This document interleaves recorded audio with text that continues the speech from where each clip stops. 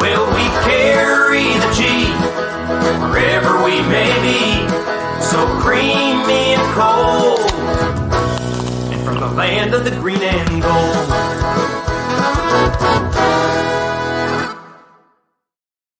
Packers fans, Aaron Nagler here after Family Night 2024. What a vibe. Man, Lambeau is so dope on Family Night. Kids everywhere, families just enjoying a night out at Lambeau Field, and there's no pressure. There's no wins or losses at stake, and I'm just so happy that I got to see Family Night up close and in person this year. It is so much fun. My goodness, what a good time. Hope you all enjoyed the live stream, both of Lambeau Field here at Cheesehead TV, but also from the Packers. First year ever that they have live streamed the proceedings. Pretty phenomenal. You love to see it. We've heard somebody here in the chat said they live in Alaska. It's the first time they've gotten to see Family Night. I've got a lot of people on Twitter saying this is awesome. I got a guy from Texas check in and say this is amazing. People all over the country and indeed even the world checking out Family Night for the first time. Obviously, you don't get to see everything on the live stream, everything that transpires in the stadium, but kudos to the Packers for dragging themselves into the 21st century. You absolutely love to see it. You know what else you love to see and hear? That's right. Let's go. A little cold. Carry the G. That's what I'm talking about. Hope you're all doing well.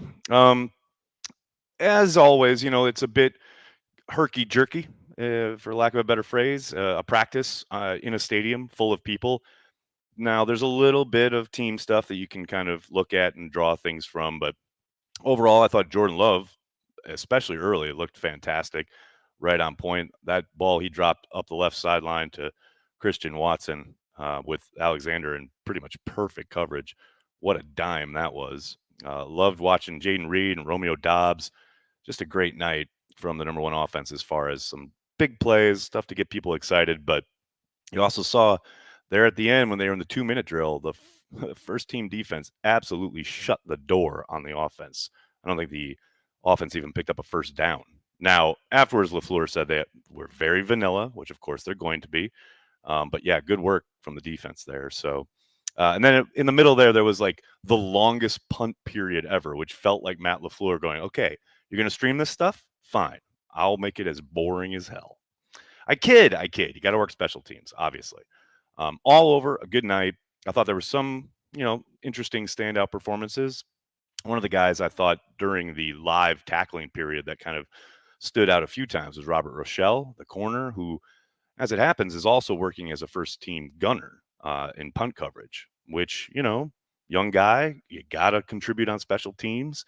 Made a couple plays tonight. Hopefully that gives him some more opportunities. Those are the kind of things you look for in this kind of environment where guys get opportunities. Do they make the most of them?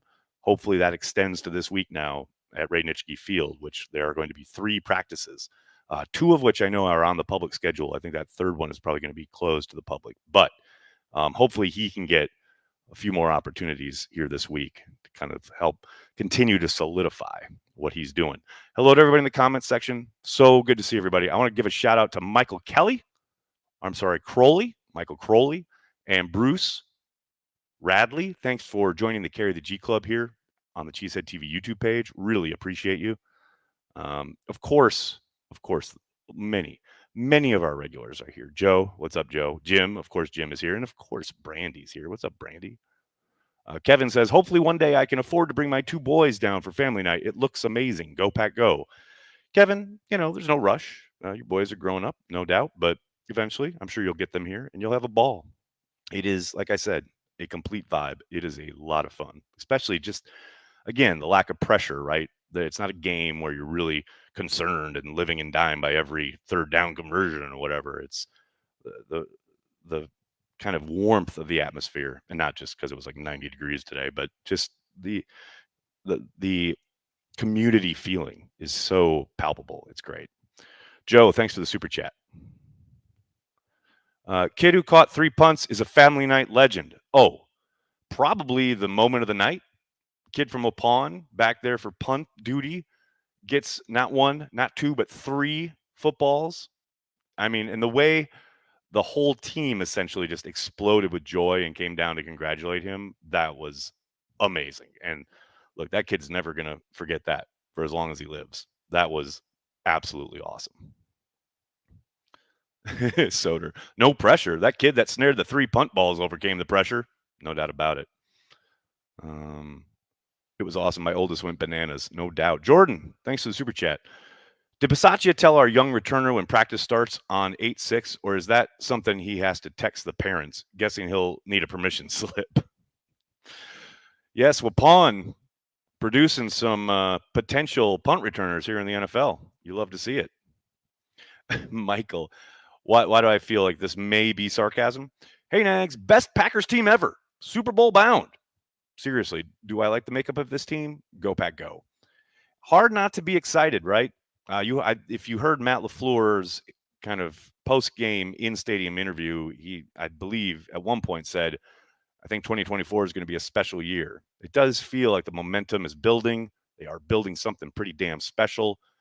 Still a long ways to go, a lot of work to do, but man, I think you saw out there tonight. There's certainly a vibe to the team, a unity to the squad that you really like the way, not only that they're working, but the way where they're headed. And, obviously iron sharpens iron, and you're going to get things like Rashawn Gary blowing up 3 or 4 plays in a series. That's something they got to deal with, right? As an offense, as an offensive line. But yeah, the vibes are incredible. Matt, thanks for checking out the stream, man. How are you feeling about the QB2 and kicker competition? I'll tell you what, I'll say it right now. If I were making the decision, and thank your lucky stars that I'm not, I'd love to see Pratt get a chance with the twos full time. I think the more you see him, the more you see how he has assimilated to the playbook. He certainly seems to know what he's doing as far as his progressions go. You saw him with 2 really nice throws in one of the move the ball periods, to a couple of completions over 20 yards up the right side on some deep breaking in routes. But you also saw him kind of taking command at points, where there was one play earlier in the proceedings where there was he made it look like he tried to make an adjustment to the protection, and they still had a free rusher coming, and he had to throw the ball away. And afterwards, he was barking at somebody. I don't know who it was, but he clearly wanted to make sure that they knew, like, you were supposed to do X, Y, Z. I expected that guy to get picked up. He seems to have a decent command of the playbook. I'd love to see him be able to operate with a little more consistency in front of him as far as the offensive line goes, and being able to execute the plays. Because once you get down to the 3s and even the 4s, it's so disjointed. It's hard to get into a rhythm, and you don't get that many snaps, right? Now all of that said, I thought Clifford looked good. I thought he did some really nice things tonight. Certainly getting to the top of his drop and letting it rip helps him. You saw some of that tonight. But again, I just think Pratt would, or has, earned the opportunity to do that. Now, again, I'm not the one who makes those decisions, but we'll see what happens this week prior going into the first preseason game. I suspect we're going to see a lot of both of them. So as far as kicker goes, I mean, Joseph missed his first kick in what feels like forever. And then both Carlson and Joseph missed there at the end. I think it's going to go on for a bit yet. I know Matt was pretty non-committal when asked about it after the practice, but I suspect they'll go a couple preseason games probably with both of these guys. I think it's pretty tight now, although I would say after this week, Joseph probably a bit in the lead. But you never know how this is going to transpire over the course of even these 3 practices we have coming up, let alone the 3 preseason games that are yet to come, right? But there's definitely competition, which is exactly what we were all calling for after the miss in San Francisco and after all the misses last year. We all said, right, there was a constant refrain, got to get him some competition. Well, guess what? There is some legit competition going on. No doubt about it. Andy, thanks for the super chat, man. Sorry if you've already touched on this, but how has Stokes looked in camp so far? Andy, he's looked reborn. And I thought there was a play tonight where Jordan was a bit late on a throw to the outside on an out route to Dobbs, and Stokes broke on it and showed some of that burst that you saw his rookie year. I probably would have liked him to come up with the interception there. I think he could have, but a big pass breakup. And it seems like he's making those types of plays each and every day at practice. Um, Now, that doesn't mean he's perfect. He's still, like any corner, going to give up things from time to time, but he certainly looks much more like the guy we got excited about his rookie season than the somewhat disappointing guy we've seen for the last couple of years now. Obviously, a lot of that is due to injury, which is kind of out of his control, but certainly a guy who has looked better than even that first kind of 6, 7 games of his second year, where it really looked like he had taken a giant step back.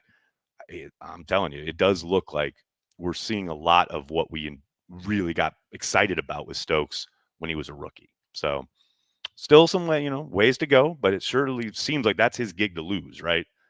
No, I haven't seen anything from anybody to suggest that he is going to not be given that second corner spot if he continues to play as he's been playing. Now, obviously, it sucks as far as the competition goes because Valentine's hurt. So that kind of takes somebody out of the running. But yeah, I think Stokes has looked really good. Are we for playoffs this season? Yes, we are for playoffs this season. Brandy, Monk needs some adjustments. Yeah, I've been talking about that on Daily. I really wanted him to come in and hit the ground running here in camp and maybe even try and push some of the vets, but he looks like a rookie. And he looks like he's a guy who's adjusting to NFL level competition. And that doesn't mean that he won't eventually be great, that he very well could be. But yeah, it's pretty inconsistent at the moment. And I think he's, got a ways to go, which is no shame. And that's part of the gig. American Ivan says, "How about this? Let's never kick." I love this idea. I'm all about it. Punts or field goals, none of them. Just go for it always.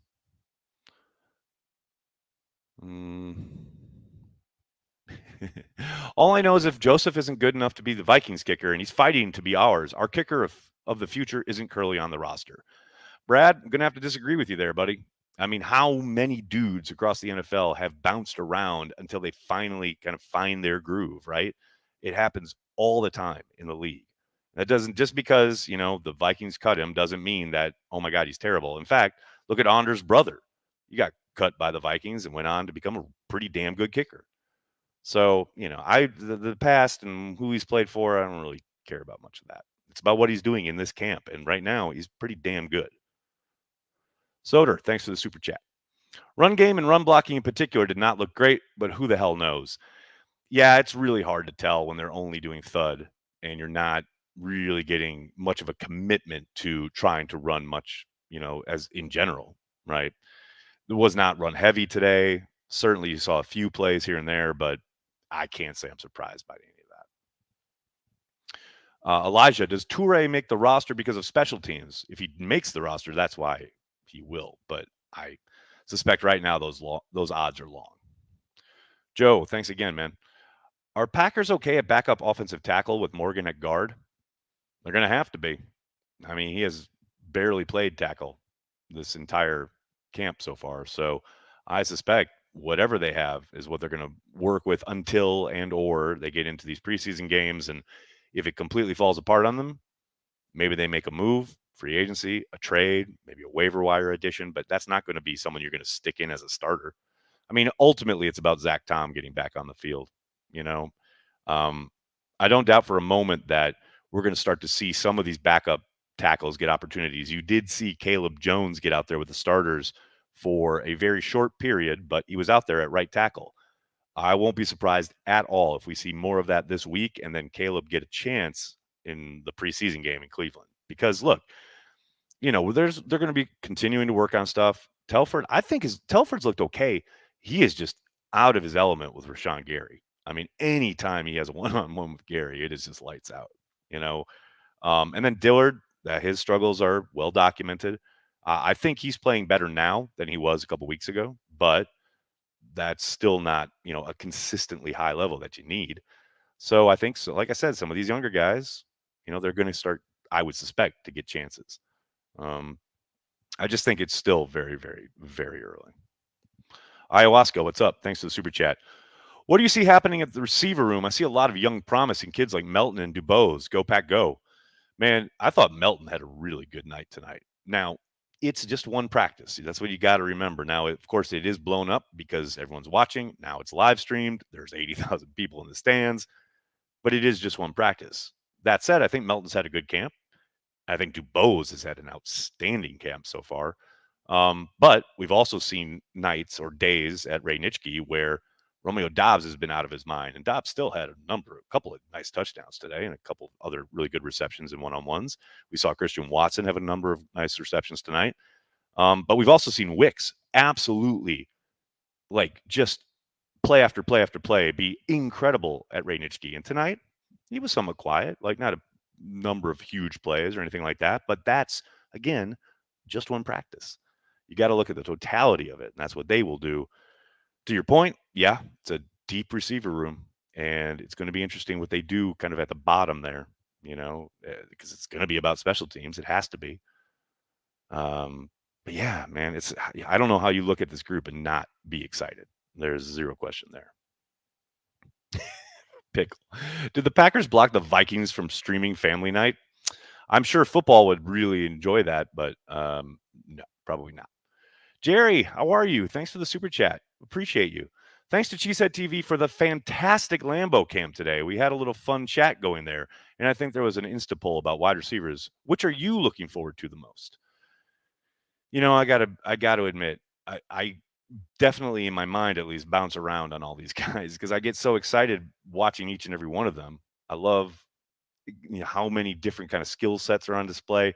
They all seem to be, really consistent as far as what's being asked of them, not only when it comes to playing the position and catching the football, but also doing the dirty work in the run game, blocking, things like that. So, right now, if you asked me, I'd probably say I'm really high on Grant Dubose because I think he's had an outstanding week at camp. But legit, that could change tomorrow. I still think, end of the day, Christian Watson's probably your most talented with the highest ceiling. I think Jaden Reed's going to catch a ton of footballs. It's just, it changes. It absolutely changes. What else we got here, folks? I was fearful of Watson getting creamed by Bullard. Yeah, there's no doubt that was a bit of a scary moment. Jordan Love, I mean, what a throw. I myself, I'm obviously not a pro athlete, but I'm like, man, why are we making that throw in a practice? It's incredible. And Matt talked about it after the family night about pushing the limits, being a little bit more being able to be a little bit more aggressive in a practice setting. But to me, I'm like, you're leading them into legit 3 different defenders there. And I know Matt compared it to the shot to Watson down the seam with Quay Walker in coverage a couple days ago, but to me, that was much more open. There wasn't a convergence of 3 dudes right there. Now, all of that said, it's ball. Jordan's making a play. He's trying to give his receiver a chance. Now, Bullard's a defender, and he has every right to the ball, but I thought he did try to pull up a little bit. He certainly did not put a lick on Watson the way he could have. And Watson, I know he did kind of grab his side there and go off on the side and was looked at by the trainers, but he was in at the end when they were doing 2-minute. So seems like he's fine. But yeah, bit of a scary moment there, no doubt about it. American. If I buy Nagler a Bart Starr jersey, will he wear it? This is obviously an allusion to tweet earlier in the day where I highlighted some dude who was wearing a Maze jersey, throwback, and someone accused me of, or maybe not accused, but was wondering if I, have a problem with adults wearing jerseys, which no, I don't. And I've said it many times. If you dig it, wear it. Dig what you dig. It's not for me. Now, that said, you buy me a Bart Starr jersey, I'll wear it because Bart's the GOAT. No problem. Oh, Jesse. Oh, boy. Packers need Mason Crosby back. He is the only kicker that knows our team so well and is a fantastic kicker. They need him. He knew the old team. This is a new team. I love Mason more than life. He is all-time leading scorer for the team. Absolute legend. So many great kicks, so many great moments. But that is in the past. This is about the future. I know we all miss Mason. No doubt about it. But that ship has sailed, unfortunately. Ayahuasca, thanks again. Any chance coach deliberately kind of hides certain players on an event like family night, or am I totally overthinking? I don't know about players. I think it's very vanilla, like he said, and there are certainly things he's not gonna ever put in front of a camera. Um, but yeah, as far as like calling things for or not, like Wicks not being very involved or something like that, or Musgrave, right? I think he had one play that seemed to be designed for him, and that was overthrown by Jordan on the tight end screen. Which, by the way, Jordan, come on, get that there, buddy. But yeah, no, that's not designed because I got to make sure these guys don't get seen. A lot of that is just the progression from the quarterback, as far as guys getting involved and catching balls and what have you. So while I do think there's no doubt that Matt limits things, he's got tons of stuff he doesn't want to show people. It's not that specific as far as hiding players. Pickle. Kickers are outsiders anyways. You're not wrong. You are not wrong. Brandy says, I would not put it past the Bears to watch Packers family night. Oh, I would be absolutely shocked if all three division rivals didn't have scouts watching tonight. Zero question. Absolutely no doubt. And maybe even more NFC teams who are playing the Packers this year on the schedule, whether they're division foes or no. Zero doubt. Absolutely.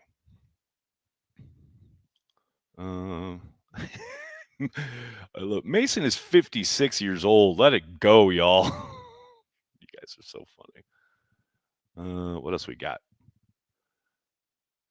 The Bears game plan from family night. They might. They just might. The only thing this family night was missing was Porkmaster trying to bribe Nagler with super chats to chug beers. Well, those are the good old days. No doubt about it. When you're in the good old days, how do you know they're the good old days? Something like that. That's good. I know it's the major question being asked daily, but how's the long snapper battle shaping up? Hey, it's just good to see the Badger back in the mix. Bowden, who knows? We'll see how long he sticks around this time, but long snapper battles are a tradition in camp for Brian Gutekunst's teams. No doubt about it. Daniel says, nice of the Packers to come to the 21st century and stream this event. It's pretty great, right? I mean, it was so fun to watch people watching it who've never seen it before.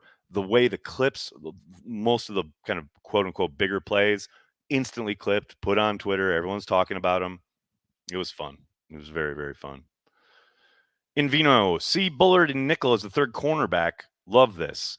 I mean, he'll be utilized all over the place, right? I mean, as far as the traditional nickel slot player, that's going to be Nixon for a lot of it. But Bullard definitely has shown he is a bit of an interchangeable chess piece, right?